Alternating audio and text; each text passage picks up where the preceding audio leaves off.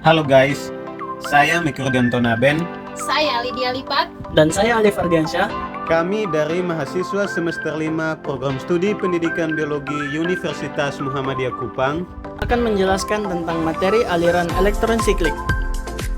Video ini dibuat untuk memenuhi nilai ujian tengah semester mata kuliah Fisiologi Tumbuhan dengan dosen pengampu Ibu Asmiati, SSI, MSc. Reaksi fotofosforalisasi siklik adalah reaksi yang hanya melibatkan satu fotosistem, yaitu fotosistem 1, yang artinya fotosistem ini menghasilkan adenosin trifosfat.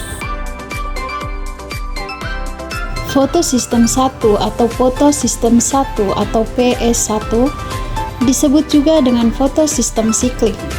Dalam fotofosforilasi siklik, pergerakan elektron dimulai dari fotosistem 1 dan berakhir di fotosistem 1. Perangkat fotosistem 1 ini spesial untuk menangkap foton dengan panjang gelombang 700, maka sering disebut P700.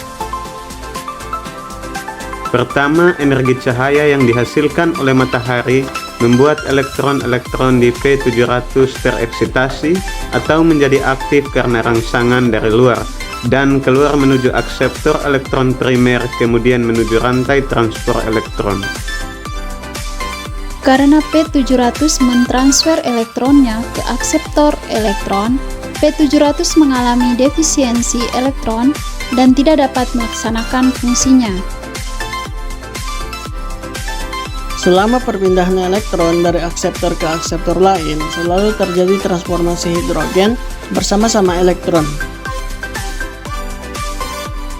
Rantai transport elektron ini menghasilkan gaya penggerak proton yang memompa ion H+ melewati membran, yang kemudian menghasilkan radian konsentrasi yang dapat digunakan untuk menggerakkan sintesis ATP selama kemiosmosis, yang kemudian menghasilkan ATP. Dari rantai transport, elektron kembali ke fotosistem 1. Dengan kembalinya elektron ke fotosistem 1, maka fotosistem 1 dapat kembali melaksanakan fungsinya. Maka, bisa disimpulkan bahwa aliran elektron siklik menghasilkan oksigen, NADPH, dan ATP.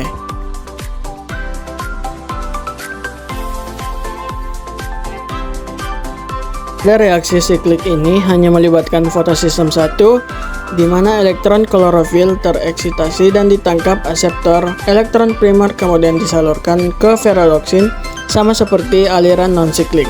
Namun, setelah itu elektron tidak masuk ke rantai transport elektron kedua, melainkan akan kembali masuk ke rantai transport elektron pertama.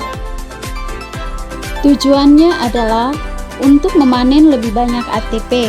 Seperti yang telah diketahui, ATP dan NADPH yang dihasilkan reaksi tentang reaksi terang diperlukan oleh reaksi gelap atau siklus Kelvin.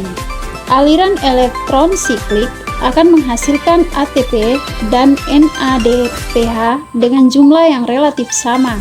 Padahal, siklus Kelvin akan mengonsumsi ATP lebih banyak dari NADPH. Maka aliran elektron siklik akan menutupi kekurangan ATP tersebut.